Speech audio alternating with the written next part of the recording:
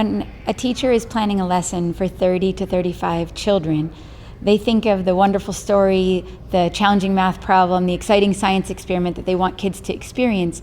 And the most important thing is making sure that the children actually get to think about it and they get to experience it, and that their minds are focused on that lesson and on that activity. And what we know about our children is that some of them come to school ready to learn today, and many of them come to school with so many other thoughts and difficulties, challenges, or pain for what they've experienced since they left yesterday and what their families are facing.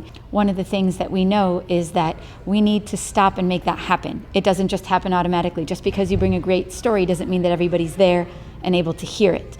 And so we have adapted and brought in some strategies to help make sure that those children are going to be ready and that they're going to be open and physically, physiologically open, mentally open, emotionally ready to participate and to learn. I've called it the reset button. It is. I've used it in the middle of class where we were just going off the rails and we just needed to come back and try again, and it really works. I mean, it's really, there's not a lot preparation or much to it. It's pretty much already ready to go, and it doesn't take a lot of time, so it's nice to be able to just, hey, okay, we'll try this, and it's like there's nothing to lose. I mean, it's 60 seconds. That's really not a big chunk of the time of the class, so it's like, yeah, it's really been easy to set up and get moving and get going, and it's pretty self-explanatory, pretty straightforward. So yeah, that's been easy. And it really helps the teacher too.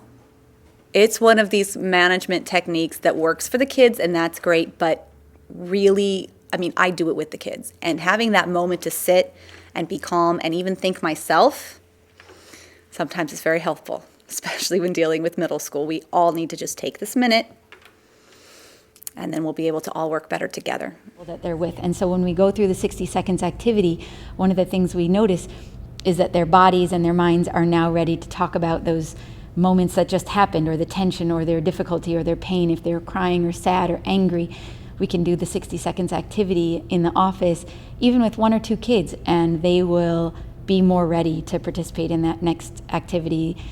Also, in a general classroom setting, of course, it's enormously helpful if I want to do a read aloud and I want all the kids to really hear the story, and there are 2 kids or 3 kids that have come in from recess and they're just not with us.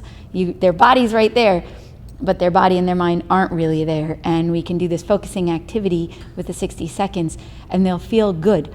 They'll feel better. They notice and they say things like, you know, I can feel my toes, or I can feel my back, and they notice what parts of their body are starting to feel heavy or relaxed or more open or gentle, and the different words that they use depending on how old they are. And then, and that's only a minute, and you take that minute and now you've got everybody. My greatest challenge would be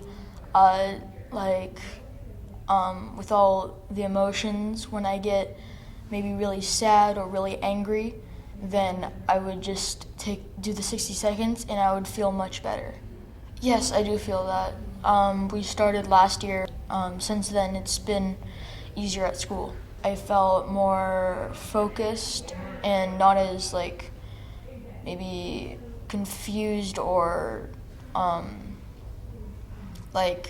sometimes I do feel a little stressed with tests, but it's much better. And for me, the proof is that when I'm doing the 60 seconds exercise and I look out at their faces, it's a completely transformed expression on their face.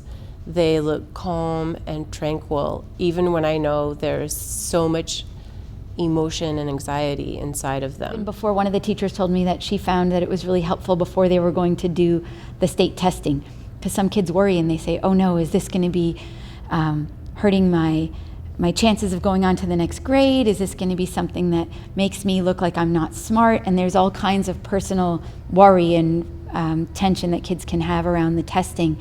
And so with the whole class, she did it before they started, as she was telling them, you know, this isn't about you. This is looking at the school and how we're doing, and don't worry. And just instead of just telling kids don't worry or saying relax, which to people who are tense is actually not helpful. That's one of the things that Dr. Melrose told us. Just telling people to relax can actually make them feel tense. So instead of saying, relax, relax, don't worry, you do this activity and you can see it in their bodies and in their faces and hear it in the words that they're using, that now they are more ready and they are feeling less tense, and that's really helpful too.